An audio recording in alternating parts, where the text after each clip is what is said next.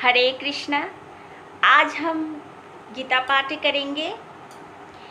गीता पाठ शुरू करने से पहले हम ये जान लेते हैं कि गीता किसके द्वारा लिखा गया है। उनका नाम है श्री कृष्ण द्वैपायन वेदव्यास जी। वो एक ऋषि थे।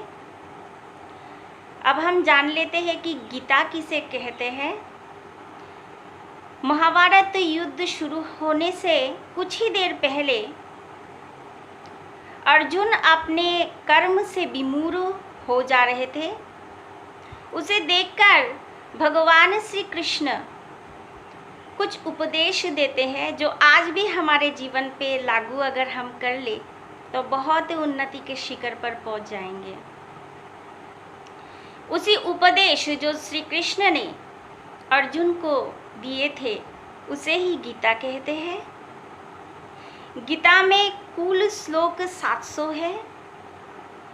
उनमें से भगवान श्री कृष्ण 574 को कहते हैं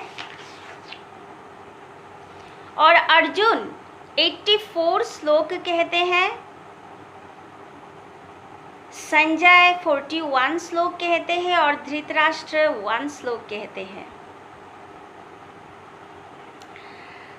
हम गीता में 4 चरित्र को देखते हैं। उन्हीं 4 चरित्रों में इन कुल श्लोकों को भाग किया गया है। ऐसा दिखाई पड़ता है कि इन चारों ने ही कथोपकथन कहा है। अब हम ये जान लेते हैं कि अध्याय कितना होता है गीता में। तो गीता में कुल 18 अध्याय होता है। तो चलिए अब ज़्यादा बातें ना करते हुए गीता में प्रवेश करते हैं। ओम नमो भगवते वासुदेवाय। ओम नमो भगवते वासुदेवाय। ओम नमो भगवते वासुदेवाय।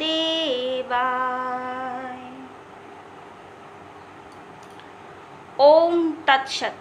श्रीमद्भागवत गीता प्रथम अध्याय अर्जुन विषाद योग। तो पहले जो अध्याय है उसका नाम है अर्जुन विषाद योग।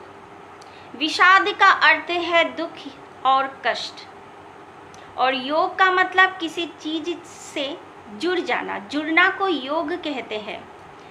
तो अब हम इस जो टाइटल है अर्जुन विषाद योग उससे ये पता चलता है कि अर्जुन कुछ दुख से जुड़ गए थे। क्यों जुड़ गए थे अर्जुन, जबकि महाभारत युद्ध इतने पास था कि अब शुरू ही होने वाला है और अभी अर्जुन के मन में इतना दुख क्यों उत्पन्न हो गया था। तो चलिए इस चैप्टर को हम पढ़ के समझ लेते हैं कि किस कारण अर्जुन को इतना दुख उत्पन्न हो गया था उसी वक्त उनके मन में। तो प्रथम जो श्लोक है वो धृतराष्ट्र कहते हैं। धृतराष्ट्र तो राजा थे, आपको तो पता ही है आप लोगों को। तो अब शुरू करते हैं। धृतराष्ट्र उवाच। उवाचों का अर्थ है कि जो कुछ कहना, जो शब्द है, जो वाणी है। तो धृतराष्ट्र का वाणी अब शुरू होगा। क्या कहते हैं धृतराष्ट्र? धर्म क्षेत्रे कुरुक्षेत्रे समवेतायुयुत्सव मामका पांडुवाश्चैव किमकुर्वत संजयो। अब हम इसे हिंदी में समझ लेते हैं। धृतराष्ट्र कहते हैं कि हे संजय। संजय धृतराष्ट्र का सारथी था। तो धृतराष्ट्र पूछ रहे हैं संजय से, क्योंकि धृतराष्ट्र तो अंधे थे। इस कारण युद्ध से पहले वेदव्यास मुनि जो कि गीता लिखे थे, वे धृतराष्ट्र के पास गए थे। तभी उन्हें कहा था कि एक काम करते हैं कि तुम्हें दिव्य दृष्टि दे देते हैं और तुम घर बैठ के ही देख लेना युद्ध को। तो धृतराष्ट्र कहते हैं कि मुझ में इतना समर्थ नहीं है कि मैं इतने बड़े युद्ध को देख सकूं जहां मेरे पुत्रों का विनाश होने वाला है। मुझ में इतना क्षमता नहीं है। आप एक काम कीजिए, संजय को अपना दिव्य दृष्टि का जो शक्ति है वो प्रदान कर दीजिए।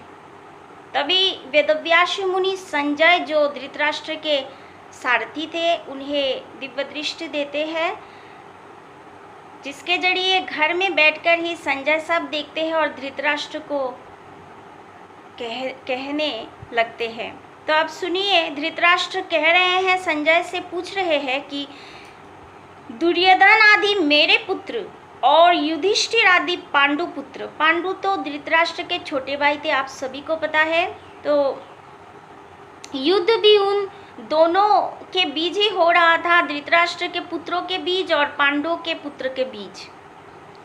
इसलिए धृतराष्ट्र संजय से पूछते हैं कि दुर्योधन जो है और मेरे बाकी पुत्र और युधिष्ठिर, मतलब पांडु के सबसे बड़े पुत्र, और आदि कहाँ है यहाँ पे, मतलब युधिष्ठिर के साथ जो बाकी और चारों भाई हैं, वे लोग 5 भाई थे। तो बोल रहे कि वे लोग जब कुरुक्षेत्र युद्ध में एक साथ हुए थे तो वे क्या कर रहे हैं संजय, मुझे जरा बताओ। अब संजय उवाच, संजय कह रहे हैं, दृष्टा तु पाण्डुबानिकं भूरं दुर्योधनस्तदा आचार्यमुपसंगम्य राजा वचनमब्रवीत। क्या कहे हैं संजय ने, सुनिए। संजय राजा से कह रहे हैं, धृतराष्ट्र से कह रहे हैं, पांडु सैन्य दल को युद्ध के लिए सज्जित देखकर राजा दुर्योधन अपने गुरु आचार्य के निकट जाकर कहने लगते हैं। जब पांडु सैन्य दल को सज्जित देखे थे दुर्योधन ने, तो वो अपने गुरु जो है द्रोणाचार्य, उनके सामने जाकर कुछ बात कहने लगे हैं। क्या कहते हैं हम सुनते हैं। पश्यैतांग पांडुपुत्रा नामाचार्य महतीं च मुमा भूरांग द्रुपद पुत्रेण तवो शिष्येन धीमता। इसका अर्थ है कि दुर्योधन अपने गुरु से जाकर ये कह रहे हैं कि हे आचार्य, आपके बुद्धिमान शिष्य द्रौपद पुत्र के साथ पांडु के इस विराट सेना दल को देखिए। दुर्योधन कह रहे हैं कि आपके बुद्धिमान शिष्य, बुद्धिमान तो दुर्योधन अर्जुन को ही समझते हैं, क्योंकि उनके जो गुरुदेव है उनका सबसे प्रिय शिष्य अर्जुन था, जिसके कारण दुर्योधन कुछ ऐसे व्यंग करके कह रहे हैं कि आपके जो बुद्धिमान शिष्य है उनके साथ कौन कौन है, द्रौपदी के पुत्र है, द्रौपदी के पुत्र है, और आपके जो ये पांडु जो है, पांडु के पुत्र और द्रौपदी के पुत्र के साथ बाकी सब इस विराट सेना दल को अच्छा से देख लीजिएगा। अब हम श्लोक नंबर 4, 5 और 6 यहाँ पर एक साथ दिया हुआ है, इसलिए हम एक साथ पढ़ेंगे। अत्र शूरा महेश्वासा भीमार्जुना समायुधि युयुधानु विराटश्च द्रौपदश्च महारथ दृष्टकेतुश्चेकितान् काशीराजश्च वीर्यवान् पुरुजित कुन्तीभुजश्च शैवश्च नरपुङ्गवो युधामन्युश्च विक्रान्त उत्तमौजाश्च वीर्यवान् सौभद्रौ द्रौपदेयाश्च सर्व एव महारथा। क्या कहते हैं? इस सेनादल में भीम और अर्जुन जैसे महाधनुर्धर और भी कई वीर मौजूद है।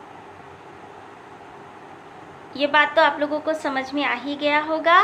दुर्योधन अपने गुरु से कहते हैं कि इस दल को अच्छा से देख लीजिए और इसमें अर्जुन और भीम के जैसे और भी बड़े बड़े धनुर्धर और योद्धा मौजूद है। उनके नाम अभी दुर्योधन कह रहे हैं।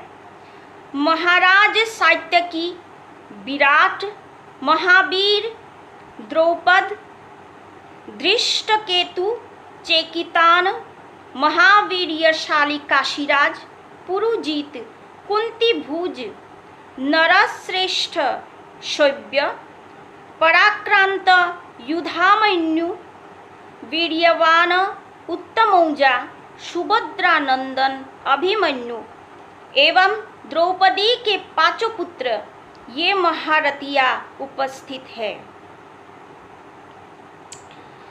अब हम जाते हैं कि श्लोक नंबर 7 में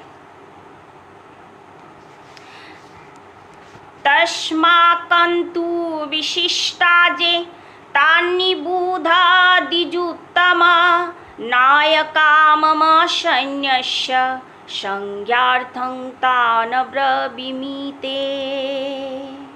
श्लोक नंबर 7 में क्या कहते हैं? हे द्विजवर, द्विजवर मतलब ब्राह्मणों को कहा जाता है द्विज। हे द्विजवर, अब आप हमारे सेनादल में जो सेनापति है उन्हें जान लीजिए।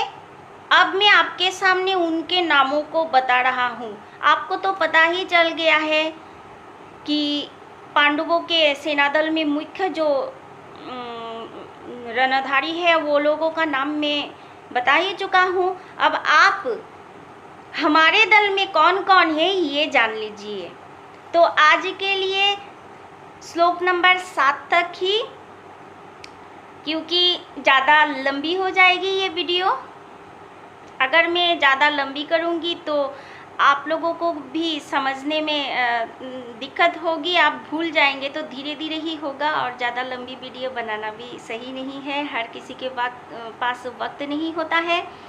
अगर आपको मेरे वीडियो अच्छा लगे तो आप मेरे वीडियो के नीचे जो सब्सक्राइब बटन है उसमें क्लिक कर दीजिएगा और इसके बाद देखिएगा कि एक बेल आइकॉन आता है, उसमें भी क्लिक करना ज़रूरी है। क्योंकि अगर आप बेल आइकॉन में सब्सक्राइब बटन में क्लिक करने के बाद अगर बेल आइकॉन में आप ना दबाते हैं तो आपके पास जो मेरे न्यू वीडियो अपलोड होंगे आप तक नहीं पहुंचेगा।